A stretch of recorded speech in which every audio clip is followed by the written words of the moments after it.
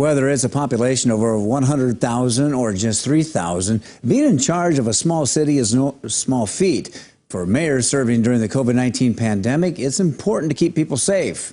In tonight's Eye on KELOLAND, Max Hofer takes us to two small towns to see how their mayors are handling the coronavirus. One of the first confirmed cases of COVID-19 came out of Beadle County, just a few counties away from Hartford in western Minnehaha County. It kind of felt like we were watching this wave maybe come across the country, and we were just wondering, okay, when is it going to come here and what's going to happen? With the spread happening quickly, Mayor of Hartford, Jeremy Menning, and their city council were quick to reach out to other communities for better insight of the situation. Really starting to get together and funnel any information we could from, federal, state, and local level. They decided their best approach to protecting their community was hearing from them. We needed to put together a task force. This group consists of city staff, members of the medical community, school district, grocery stores, law enforcement, and several others. I really acted as a funnel of information to be able to say, okay, here's what's happening in our area, and here's how we can react to it. This led to many local event cancellations to help prevent the spread of the virus. Had to cancel Jamboree days and some of our summer celebrations and some of those things. Initially, the city did write an ordinance to enact restrictions in local businesses. It even passed a first reading, but they canceled the second as the community had already been doing their part. They were already doing the right thing. They were already following the governor's executive order. They were already making sure that they had safe procedures in place. Menning says that one of the perks of being a small town is having a big communal connection. We're a community, and we know who each other are. We trust each other. We see each other. Our kids grow up together.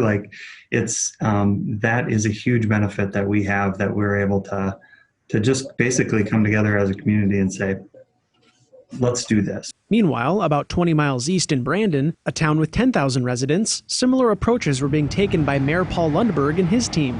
I'm able to go out at 11 o'clock in the morning, and by 12:30 I can have visited all dozen of our restaurants and bars personally. Most of which have been implementing social distancing and curbside pickup. Most of those businesses were already voluntarily complying with the 10 and under, if not completely shutting down. They've even found ways to alter positions so people could still have jobs. We had a school resource officer that obviously wasn't in session with school, so we immediately deployed him as our COVID-19 liaison officer to contact those businesses and deal with those businesses and help out, kind of a best practice. They also implemented a loan program to business owners. No payments for the first year, no interest for 5 years, from funds that we had available to us from Development Foundation, development loan programs from the state. Lundberg says it only took 2 weeks to loan $10,000 to $20,000 to around 25 businesses. As restrictions begin to loosen across South Dakota, Brandon has taken some steps to reopen business doors to limited capacity and local parks. They're back open on a limited basis. Our restrooms still aren't open. We just don't have the staff to be able to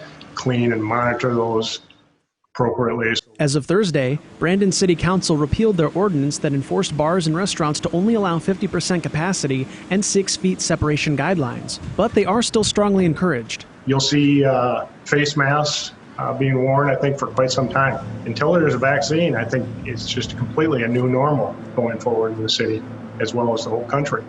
Are you worried about another surge in cases, or any that been on your mind? I tell you, Max, I'm always worried. It's a lot of stress, just knowing the potential for things to happen. But you can't dwell on the worrying either. You have to move forward and do the best you can. Despite the size of the town, being a mayor holds some big responsibility, but even bigger rewards. Even though it's sometimes exhausting and you don't know what's going to be coming at you next, I love every minute of it. That's what we're here for. So it's been a cool thing to be the mayor during this time. With Eye on KELOLAND, I'm Max Hofer.